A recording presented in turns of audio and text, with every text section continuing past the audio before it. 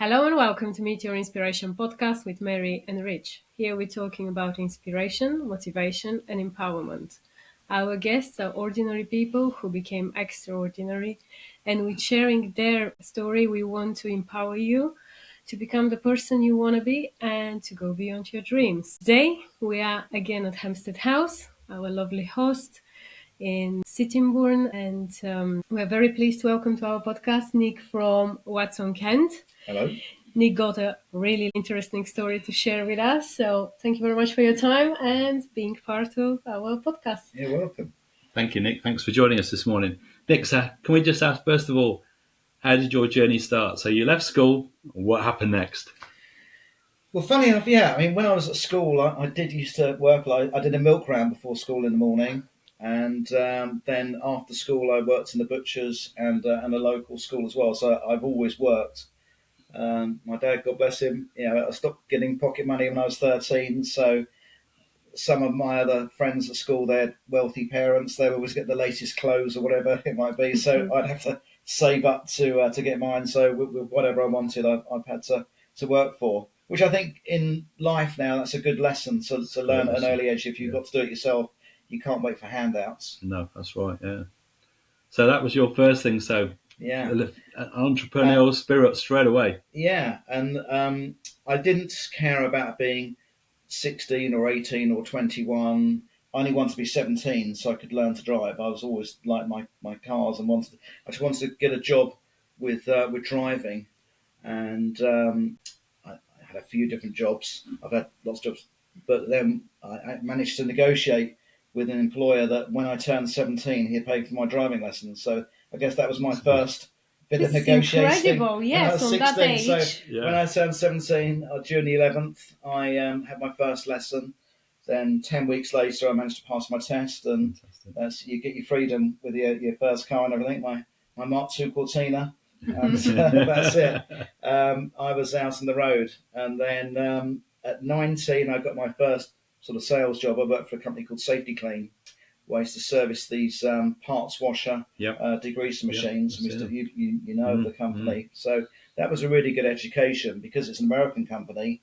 You were the salesperson, you were the engineer, you were the secretary. You had about 9 different roles in one. And, it was hard work. You often used to work from sort of 7 in the morning till 9 at night, and we were doing at least 1,000 miles a week.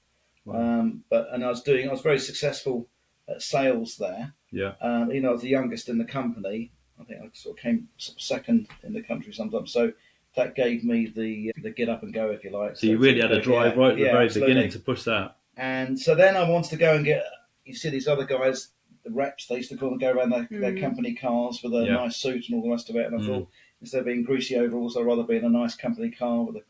So I went for the first sales job that I was offered. But it was interesting because I couldn't sell the way that they wanted me to sell. You had to do it in their exact format, which didn't suit me. It might suit other people, and it really didn't suit me. I didn't know that at the time. I got very disillusioned with sales then, so I lost the job because I wasn't basically selling. Following their way. Doing it their way. Yeah. And even a couple of times before, I actually did manage to get some orders, but doing it my way. But then I got told off that you can't do it that way. You've got to do it this way. Wow. Anyway, so then, I got disillusioned with sales, but I actually got a job working for a fishmonger's, and I didn't know any fish at all. I couldn't tell you a cod from a haddock, but I spent 2 weeks in the shop sort of learning all about the fish, and then I was going to see them. So my first thought was, right, well, if you go to a big housing estate, you're going to sell loads of fish and everything. But I wasn't. So it taught me other lessons there. It's about knowing your market. Yeah. Like, for example, there'd be certain restaurants and old people's homes and pubs who would then buy a lot of fish. So without knowing anything about fish, I was then sort of selling over 1,000 quid's worth of fish a week, which was, let's say, probably 30 years ago now. So this would be like a van? When that was a lot of money. You know? So you had a van with a sort of open at the back with a sort of ice and shelf and all the fish sitting there. Yeah. And I was going cold calling, so I'd like a hotel like this. You'd go around the back and see a chef and then get him to come out and look at your all the different fish. And I built up around. And So you learn the skill of filleting the fish and everything, because obviously people like the bones taken out and they like to take the skin off or whatever. Yeah, absolutely. Wow. Absolutely did that. And then, certain pubs on a Saturday, for example, a lot of the guys, they'd be having competitions with each other who could buy the most seafood, which is great for me. Yeah. But that was good. The downside to that, you were smelling a fish. Yeah. There is always something. But yeah, that's good fun. Anyway, and then one of my other jobs that I wanted to do more for experience was actually working for this company. I don't know if it's still in existence actually. They're called Masters Exhibitions and Shows, and they used to go all around the country, like the Royal Norfolk and the Kent County Show, and Chatsworth, Derbyshire, everything. We're doing all the different shows, so it was a good way to see the country. It was travelling, but it was only seasonal. So come the end of the season, sort of September, you had to get another job. Yeah. So that's when I got into couriering. Okay. I had a car and started delivering packages in my car, and I was doing quite well at that. And you set that up yourself? That was your own setup? Well, I was self-employed. Okay. This is before you had mobile phones or whatever. They gave you a little pager, so if your bleeper went off, you had to go and find a phone box and phone them up. Make sure it's 2p's and 10p's with you and everything, and do it that way. Anyway, then within 6 months, because I had good knowledge, I used to be very good at sort of geographical knowledge and everything. I got a job as a controller. Okay. And which I loved. Very, very buzzy. You could have like 25 couriers going around. You got to know where each one is and what packages they've got on and what have you. And it's a job that I loved, but the money was rubbish basically. So I wanted to get back into. And again, and you weren't travelling then. I wasn't travelling. No, I was office based. We worked in a little porter cabin in a field. It's amazing what business you can do in a porter cabin. And we then managed to grow the business substantially. But I didn't receive any commission for all the business I was converting and getting new customers on board. Yeah. So I wanted to get back into sales, but the sales director at the time wouldn't give me a sales job because I'd been out of sales for 2 years, as he perceived it. So I went and got a job with Group 4 Nightspeed. Okay. And I started as a sales exec, then key account manager, then regional sales manager. So I've worked my way up through that. And Group 4 back then was being a big company. So I worked with the package side of things, the secure storage side of things, the cash in transit side of things. So that gave me a good overall background. Absolutely. With security and storage. Do they give good training as well, a company like that? They give very good training. Yeah, very good training. And that's another good thing that they do.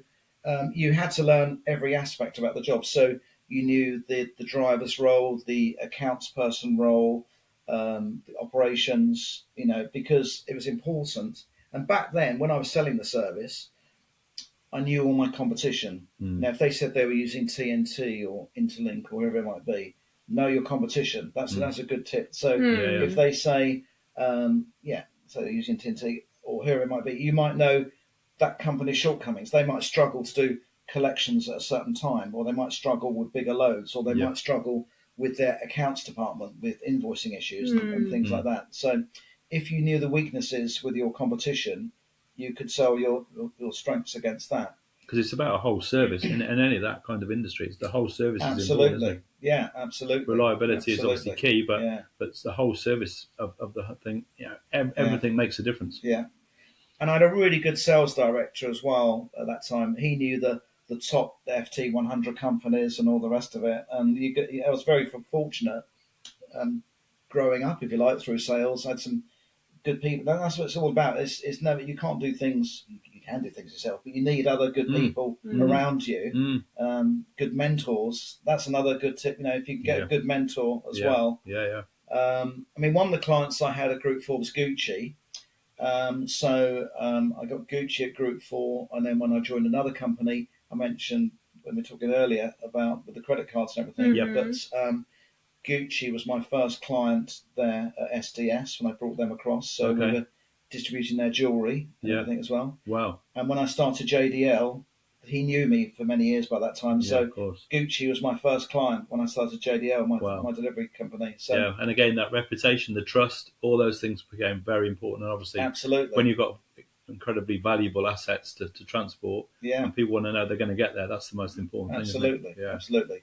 And we used to do their large shipments, and we used to work on sort of a bit of reverse psychology, where often you might see that the cash and transit, they got the crash helmets on, haven't they? And they've got secure core or whatever Yep. all over their vans. Yep. They're a target, really, as They far are. as these are of concerned. course. Yeah. Where we used to specialise in unmarked vans. So you wouldn't know there would be £1 million worth of jewellery, for example, in the back of one of our vans. Yeah. It was going straight from A to B. But we'd have certain rules in place, that they once they collect from A, they go straight to B without stopping anywhere and all the rest of it. I mean, obviously, one of the things with that is obviously the reliability of the driver.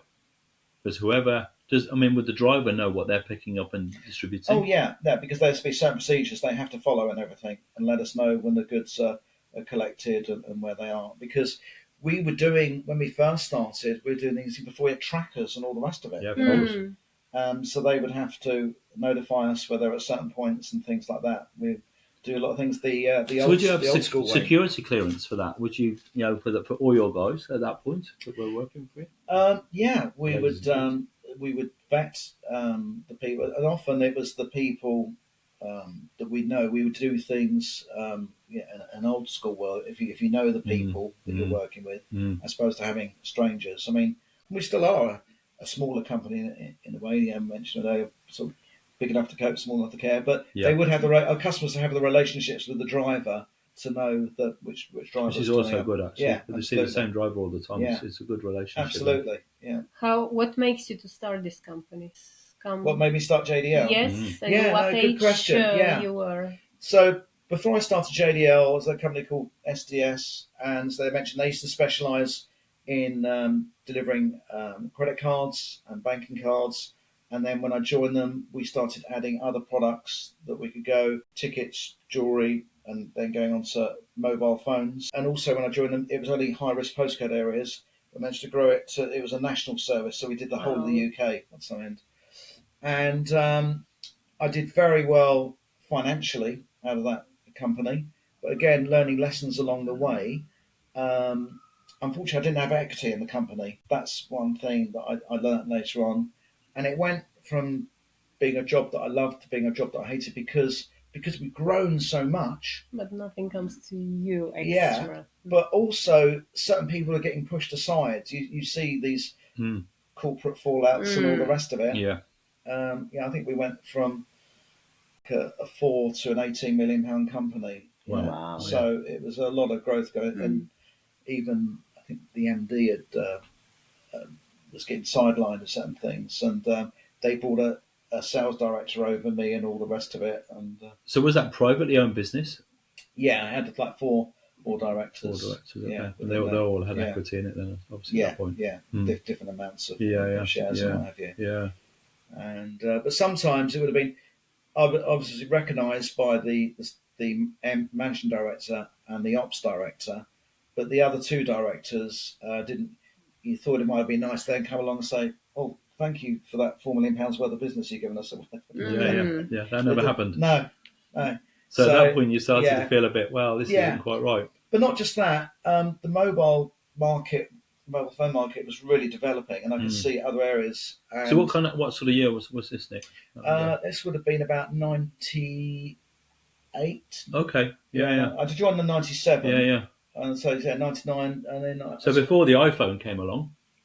Oh, yeah, long before that. Before my, this would be Nokia time. Yeah, I remember being in the boardroom with the ops director and saying, "Look, the next big huge thing is going to be." And we were talking about Bitcoin. We were involved. PayPal was involved in all sorts of things. Yeah. That was all starting around that time. Starting then, and I should have bought the Bitcoin then. Anyway, that's another story. But with the mobile phone, and he said, "No, I don't think mobile phones are going to catch on." I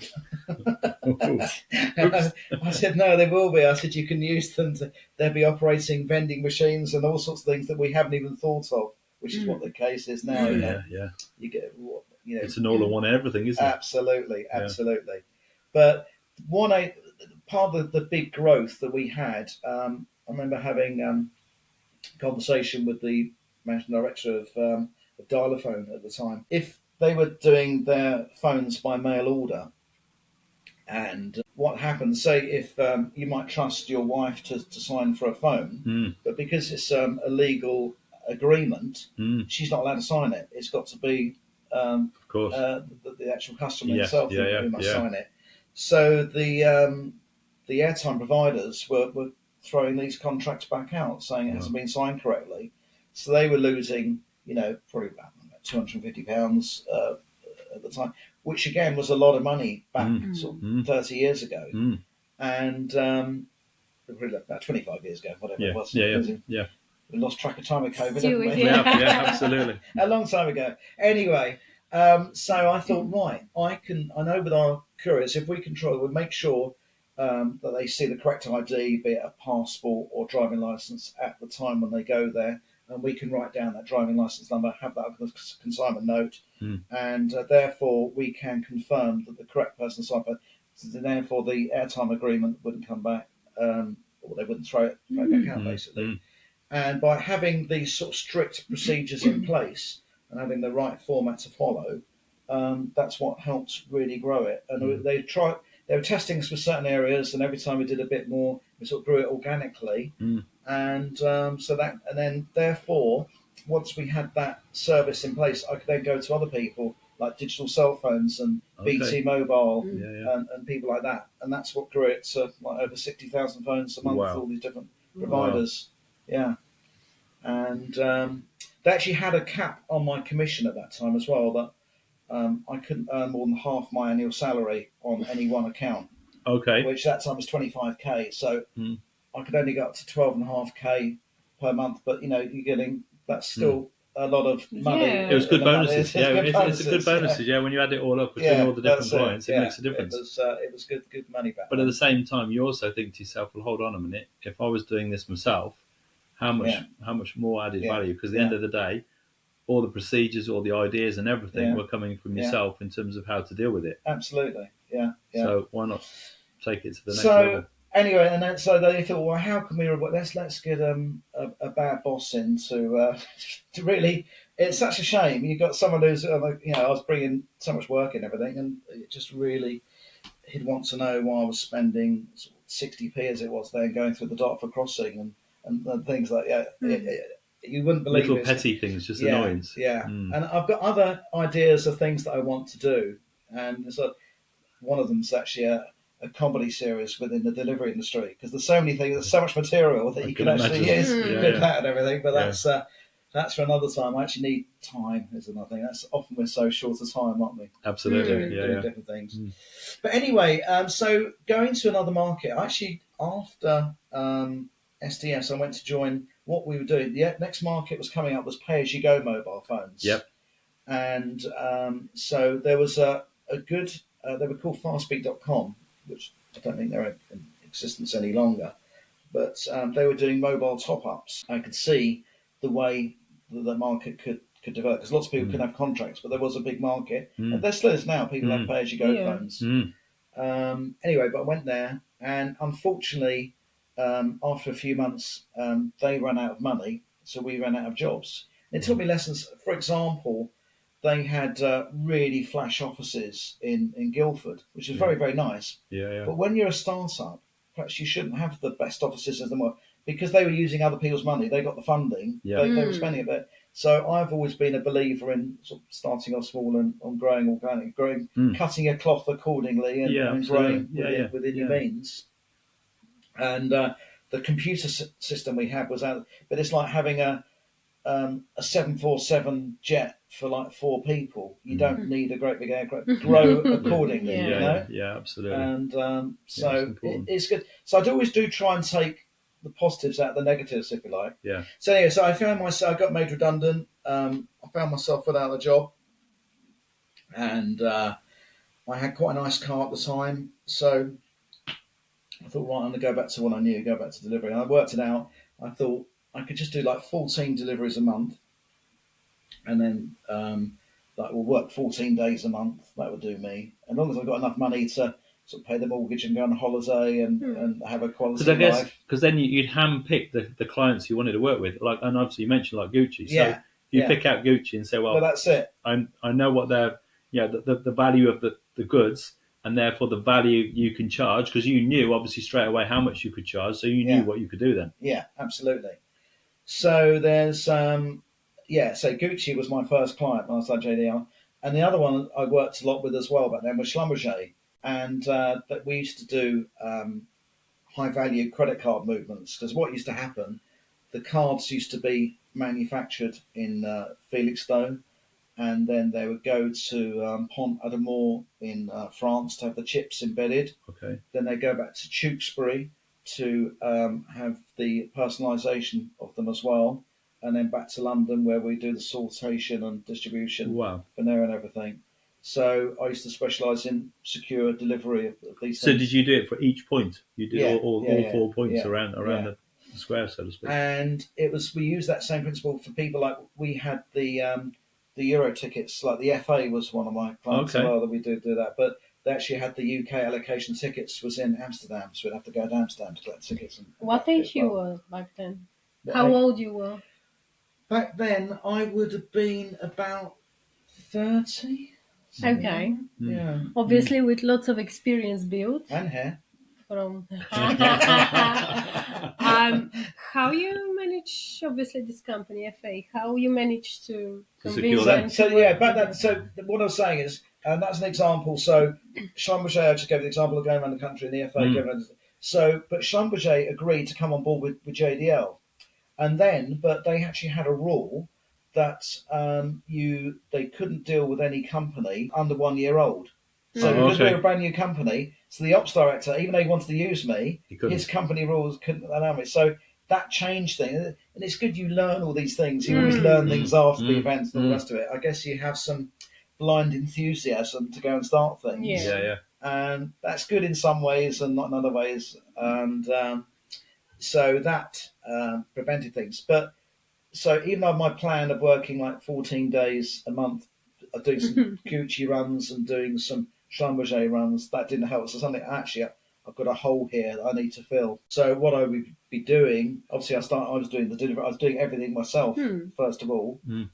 So I sold a nice car. And I bought a cheaper car, and I bought a van, and I bought a bike. So if they want a bike, and go on the bike. If they want a van, go on the van. And so on and so forth. And then I started getting other people to come and work for me, and then it was less than a year, I think. I lost my license, and so it's not great having a delivery company and no license. Oh God, what do you do?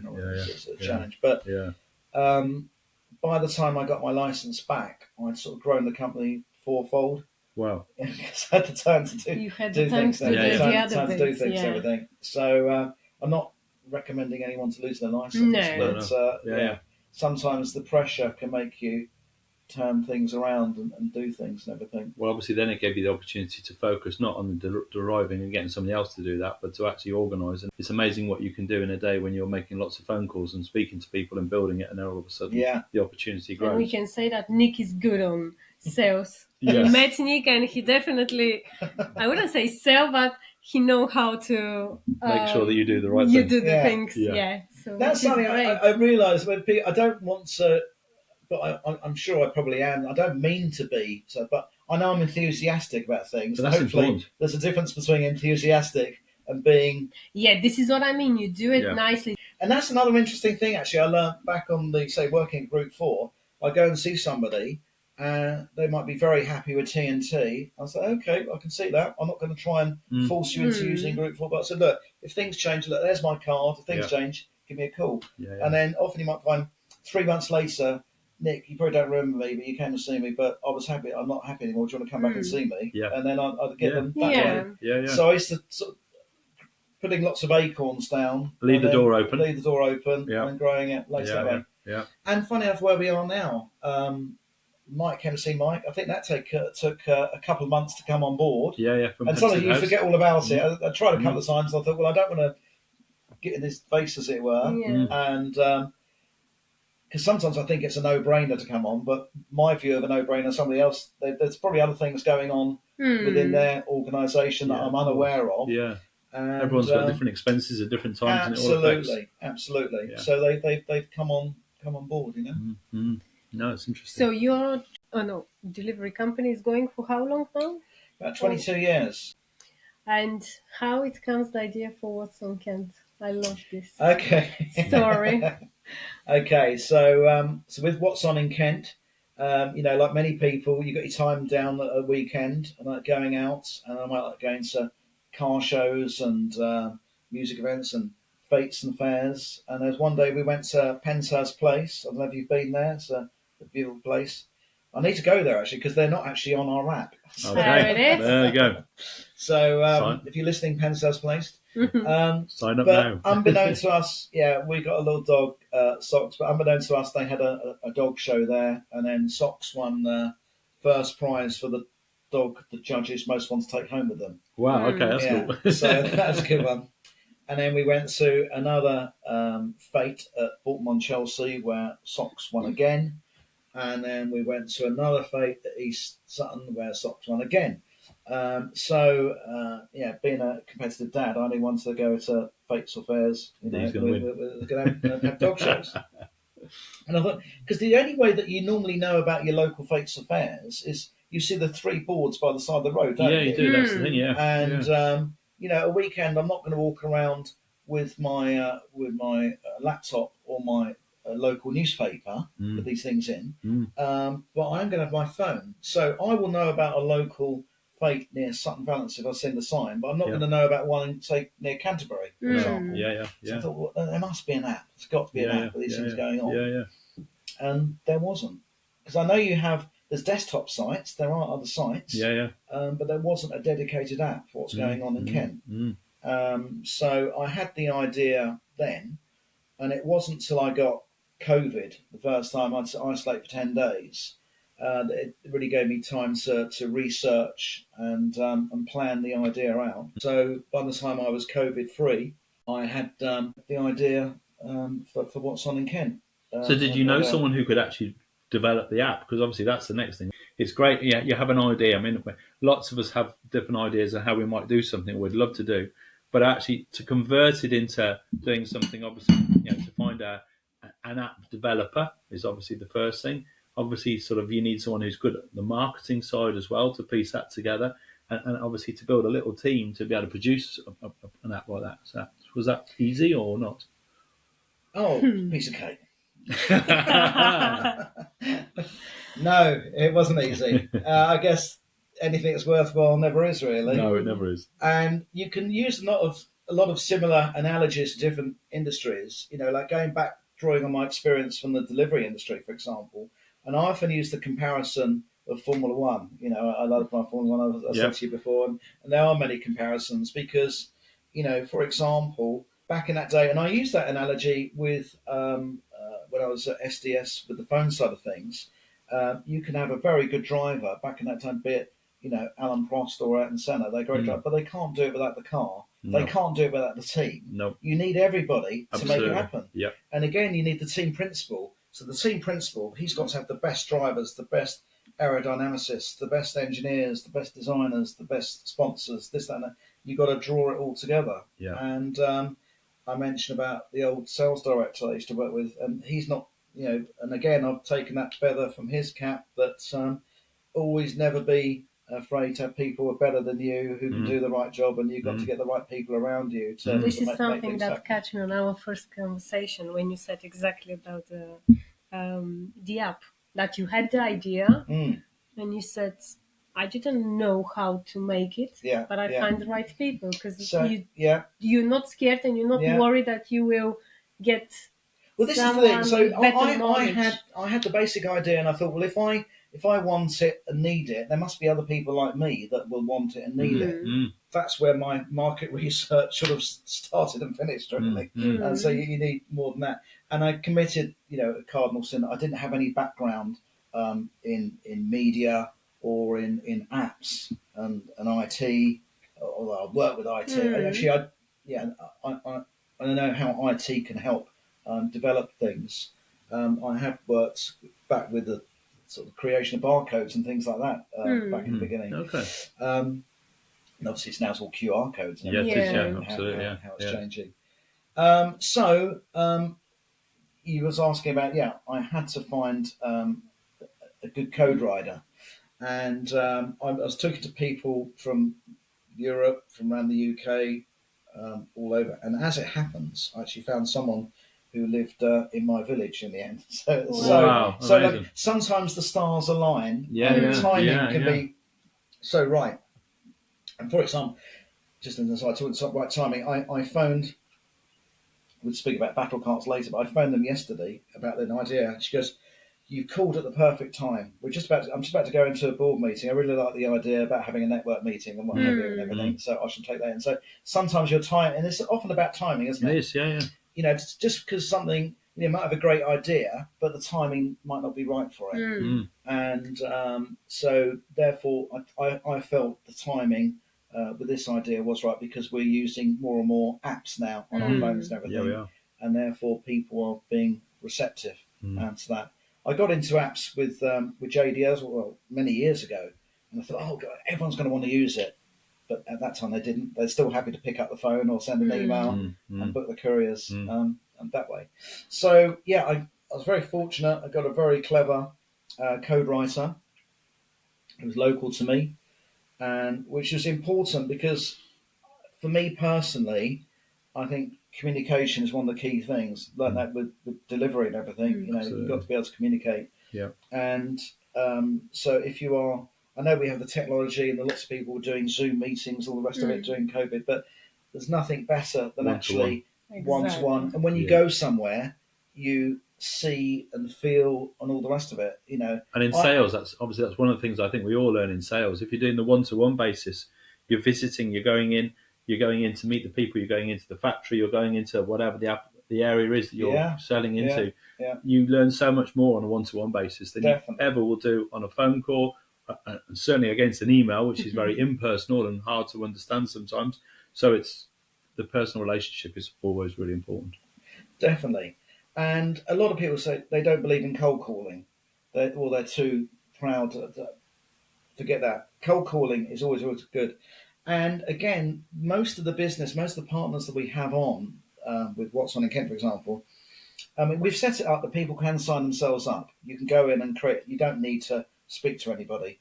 But invariably, we do. You need to go and see people to explain it and everything. And it's much, much better that lots of places have lots of things that they can shout about. And here we are, for example, at this beautiful hotel.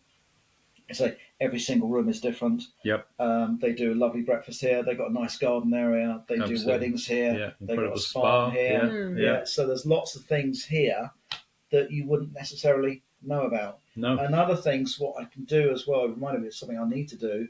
For example, I got some large delivery clients, people like Lenham Storage, for example. They might have people travelling around from the country down for meetings, and there's other distribution companies around here that they got people travelling for business can come and stay here. Absolutely, so it's all about spreading the word that way. Yeah, very much so.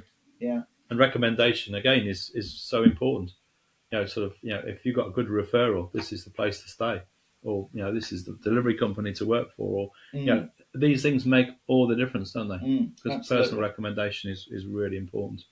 And you think, well, how's delivery connected with an app? And another example, like we've just been doing the food fest. So at the food fest, I've got temperature controlled vehicles, so we've had those there as well, so people can keep their food and drink cool while at the festival, promoting that on the app and things like that. So, and what I tend to do back with my delivery company, I've got vehicles that range a bit small, medium, large vans. The flavour of the month seems to be flatbed and hired deliveries as well. So we work with other suppliers that we can be a one-stop delivery shop as well. So it doesn't matter if you're delivering, say, some important documents or huge window frames. We can do that. We got some clients who call us. So we do use a mixture of variety of services, bit with the pallet service and Arctic services and things like that. But they just phone us. They can phone JDL, and then we can sort it all out for them. But then you can also do small stuff as well, like something that needs delivering very quickly on a motorbike or something to get it. Passport. Someone's forgotten their passport, go to the airport, or a set of keys, and lots of things. That's like useful. Yeah, absolutely. If you've forgotten your passport, give Nick a ring. So for how long you've got the app and how it's going? We got the app ready just in time for lockdown. Oh, What's on in Kent? Nothing. yeah. And that's was really difficult. As you know, Kent was affected more than other counties in the country, and it's very difficult starting any business, let alone in a lockdown. And right, how can we do this? So obviously, it's a bit of a chicken and egg. You need downloads of the app for the people, like be it restaurants and hotels, to promote, to be interested. You've got an audience, Yep. so you've got to create an audience, and equally the audience need things to look at, and without things going on. So we were basically giving. I mean, the app's still free for the public, so they can download it for free. It's got lots to go on. But when we first started, we was giving it away for free as well, and not just that. I mean, I was in a position to help because I know lots of restaurants and pubs. They're on their knees. They'd suffered a lot. What's going on? And I was saying, I'm sitting to help, and you think, well, what goes around will come around and everything. So I was giving away for free. But I did learn then you can't even give things away for free sometimes. Not always, no. You go there to help. Yeah. So it was very strange, and it does. But you do notice, I guess, with some people embrace things and look for it, and other people don't. Anyway, then we'd come out of lockdown and going back into lockdown. So lots of people were nervous because they were losing huge amounts of money setting up events, and then the event gets cancelled. Yeah, which is and then of course the other thing you got is the great British weather. Fortunately, it's a beautiful day today. Absolutely. But we've done our events recently, and it's just chucked it down with rain, which is you feel so sorry for these people. Yeah. I mean, we Maidstone Wind Symphony. They're one of our partners, and they normally do Christmas concerts and things like that. And they asked us if we would sponsor. They were doing the summer proms because they were doing it at the Millennium Park in Maidstone, and unfortunately the council had pulled the plug financially, so they couldn't do it. So they asked us, so we sponsored for their event, and it was good old British spirit. Because even though it rained, everyone still sat there in the rain with their brollies and everything, and it went well. It was they could only, because of restrictions on parking, they could only sell 150 tickets. So which they did. We helped sell out all of those. So it was a sellout event. So that was good. That was good. And so talking about sponsoring, this weekend it's the Maidstone River Festival. So in general, how you can see people now. In the beginning was difficult. Now is it easier to? It's so easy. Because they see that it's working. No, but I assume they will know that it's working, and probably it's a bit easier to ask them to join, or the good thing is, I remember the first time. This is probably a couple of years ago, but I went into Folkestone, which is sort of miles from where I live. I went down by the coast, and I spoke to a lady on reception there, and she was asking what I was doing. I said, I wanted to speak to somebody who deals with your events, and I'm from What's On in Kent. She goes, I use the app all the time. It's really good and everything. So it's good when you're miles away. So that's the first thing. And they start telling you how good it is without you asking. So when people volunteer, that's the other good thing. The public love the app, and and it's a lot better known than it was. And again, our growth is happening a lot now. With the app, we've got 10,000 downloads now of the app. So, and now I've got it to a size that we can start getting into the other people. Because when we first started, people don't want to speak to you really if you're only got a couple of thousand downloads. They want you to be bigger. But I think 10,000. You have to start somewhere, don't you? You do indeed. And the thing is, as well, like, I mean, I'd imagine so many people, like, on Friday night, they go home and they go, well, what are we doing this weekend? And they think to themselves, well, I don't know, well, where should we go? And then and then people sort of just come out with some random place to go. But if they open the app, straight away they can go and have a look sort of what's on close to them. Across the county, you have a list of all the different events that particular day or over the weekend or on the weekend ahead. And all of a sudden you've got one place to go to find all the events. I mean, it's like here, they've got 3 different events coming on in the weeks ahead. And they'll find all these events on your app.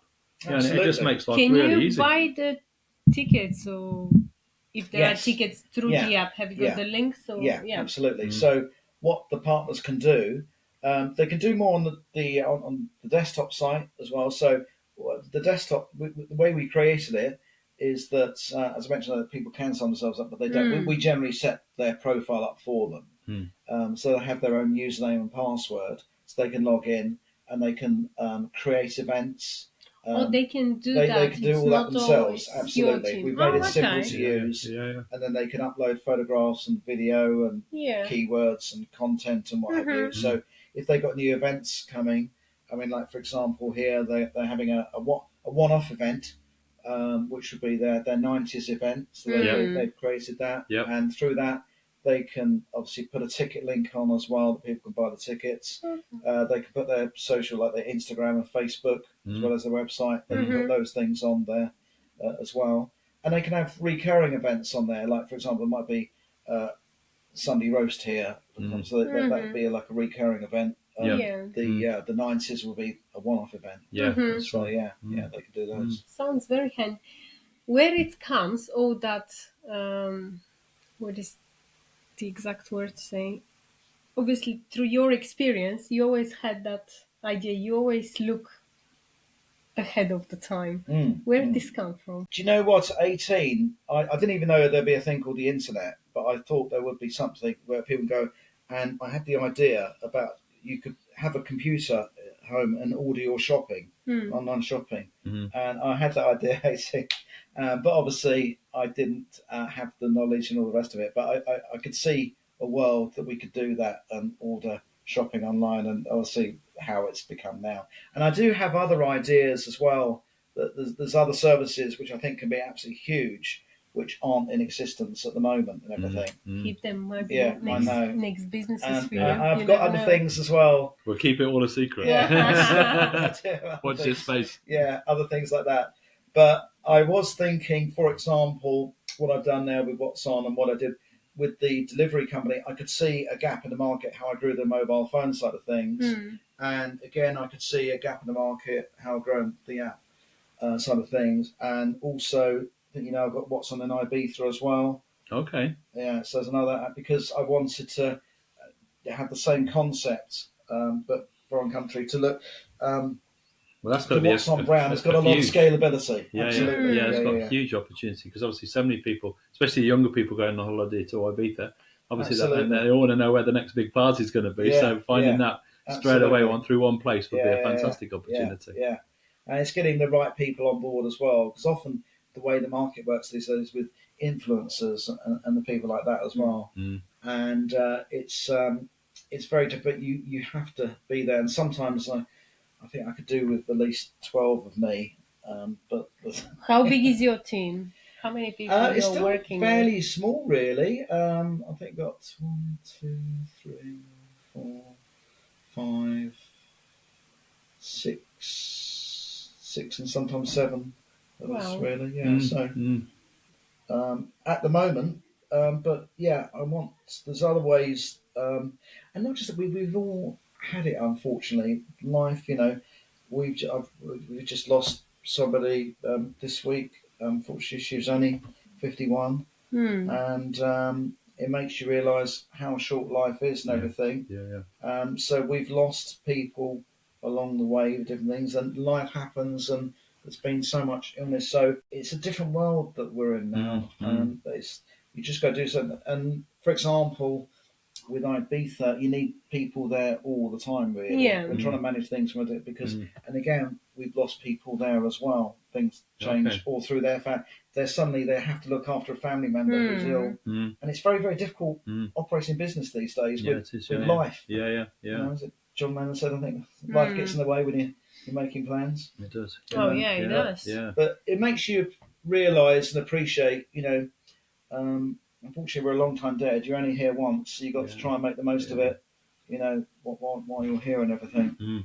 How you find your life so far? Are you happy with the success that you've got? If you look back, is there anything you would like to change, or you advise the young Nick to do different? Things are what they are. You can't regret. And there's probably lots more things that I would like to do. I guess no, I'm not satisfied. The fact that I always want what more. And so back to the Formula One side of things, they're always, even if they got pole position, I could have made a tenth there. I've lost a fraction there. They know they're always looking for the next bit of perfection. Absolutely. Perfection. Finding perfection is not always easy, is it? So I know some people might find F1 boring, but I think it's a really good sport that they want to be the best at what they do, and you could do worse than looking at. You go to an F1, you look at how they run their operations, and it's nice when you see other athletes or other famous people and sports people. They go there, and then doesn't matter if you're an MP or a famous actor, they're often blown away to see what goes on behind the scenes there. And it's really interesting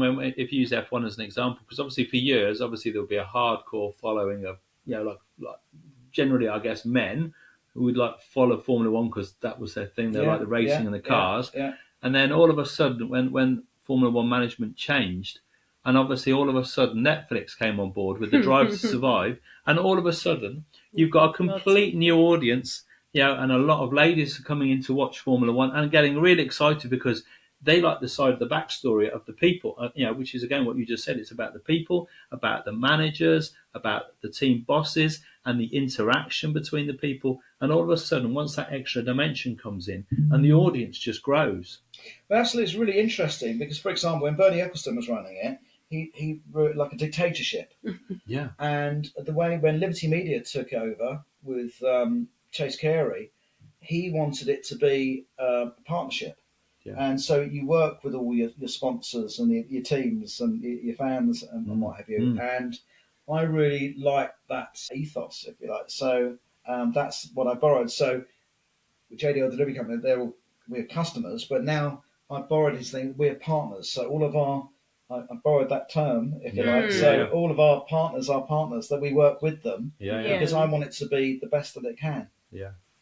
Talking about F1, I think I'm a great example because when I was growing, one of my dad's closest friend was a huge fan. Up to today, there is no Formula race that he missed.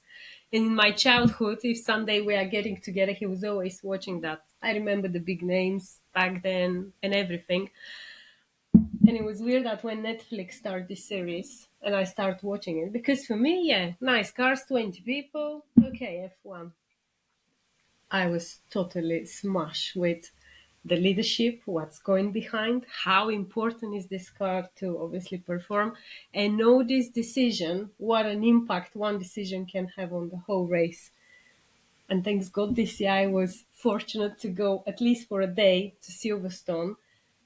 And the experience there is unbelievable. And this is what I spoke with lots of people after that doesn't matter you like or not F1.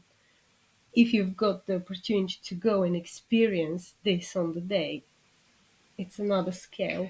Totally. And it's atmosphere is amazing. I was surprised to see so many families, kids, women over 50s. It's not yet how Richard mentioned, it's not just men's thing. Now it's really becoming something bigger and better, and you are much more in this, but it's incredible. And now I'm waiting for Sunday to watch, and I'm literally like, wow, what's going on? You're starting what they did, even though, Bernie Ecclestone did an amazing job, incredible job. He's one of the best negotiators in the world, probably, and he kept a lot of things in his head or in a little bit, but he wasn't using.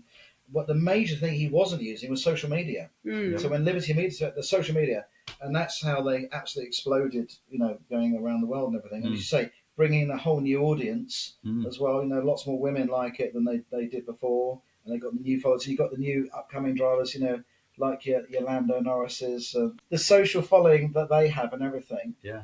Which is incredible. The other good thing about it is, it goes to many Grand Prix around the world, but all the fans get on. So you could have, Red Bull or Ferrari, McLaren, Mercedes. Everyone gets on. They all get on together. You never see a fight or whatever at F1. There's no, where some sports they might be fighting with each other, but everyone gets on. There's no trouble at all.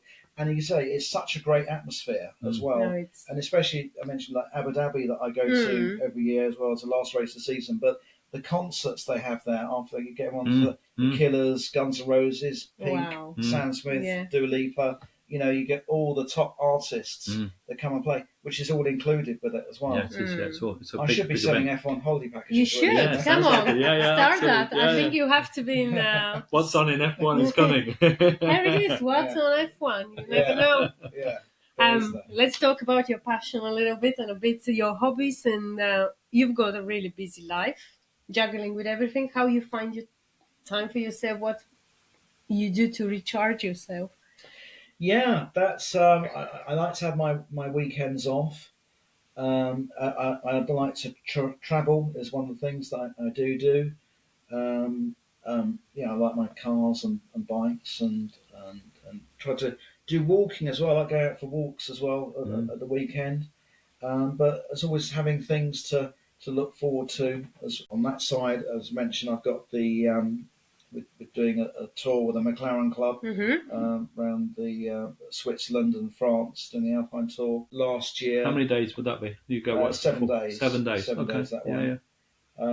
Last year it was the 60th anniversary of McLaren. Yep. So we did a tour of France. We did sort of the Champagne region and down around and what have you. That was amazing.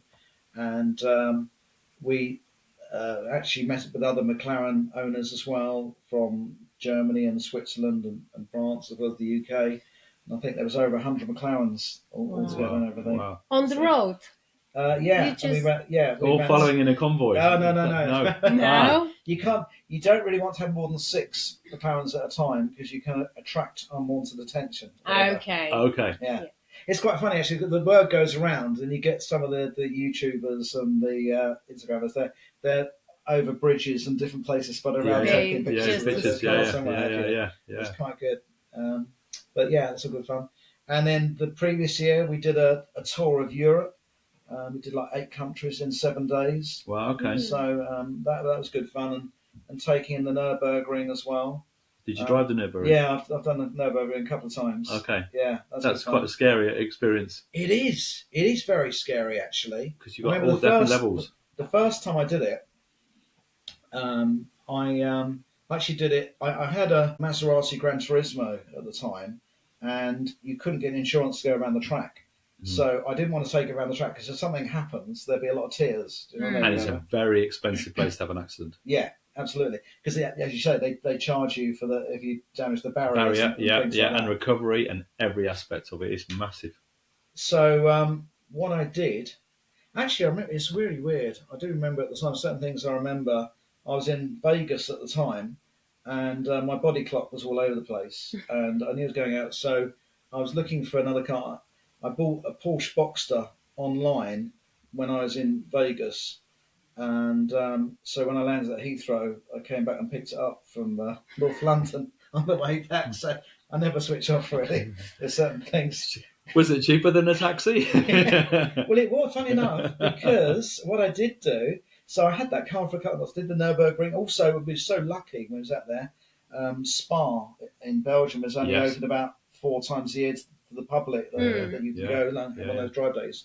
And it happened to be that weekend. So after Nürburgring, we did Spa as well. Wow. And then and I remember the guy doing the tuition for the track, he said, just remember, you've got to drive your cars home after it. So you want to leave a lot of margin. You don't want to smash it again there. You've got to get back to the UK. Absolutely. So, don't wear your brakes out. It's good to have the experience and driving through Eau Rouge and everything. That's one of the best corners. Absolutely, most famous. And I remember hitting it just over 100 miles an hour, which seems fast.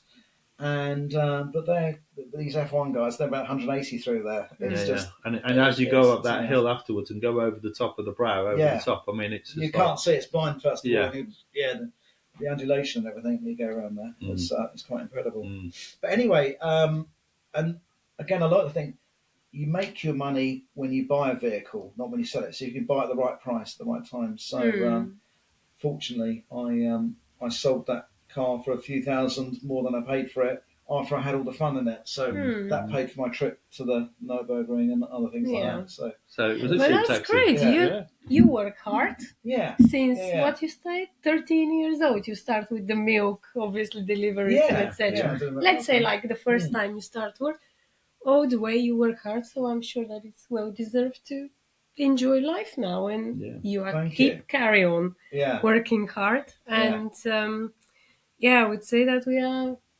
Thank you very much for your time this morning to come and share all these lovely things. Good luck with everything on What's on Kent. Thank you very much. We will share all the information about people. We'll share the links. Obviously, people can find the app. Yeah, absolutely. You can go to the Apple Store or to the Google Play Store, and you can download the app for free. Our website is whatsoninKent.com, so you can search for all things there. Another thing I was just going to say as well, a lot of people use it. We have shortcuts that you can search on, like what's on this weekend, or what's on this week, or what's on this month. So there's different categories that way. Or they can search by keyword or by town, date. So there's different search. But Kent is quite good that it's covered Kent. So absolutely. That's great. And if you need any delivery services as well, have you got a website? The company? Yeah, absolutely. Yeah, the website for the delivery service is jdldeliveries.com. That's good, and we will share as well everything. Yeah, thank you very much. It was great pleasure to have this lovely talk, and hopefully we'll definitely meet. Thank you, guys. Thank you, guys. Thanks very much indeed. So we hope everyone's enjoyed listening to this morning with Nick, and what we would ask is, if you're watching us on YouTube, please do like and subscribe if you can. It doesn't cost you anything to do so, and we'd really appreciate the support. And if you're listening on Spotify, then please do follow us. We hope you have a fantastic day. Take care. Thank you very much.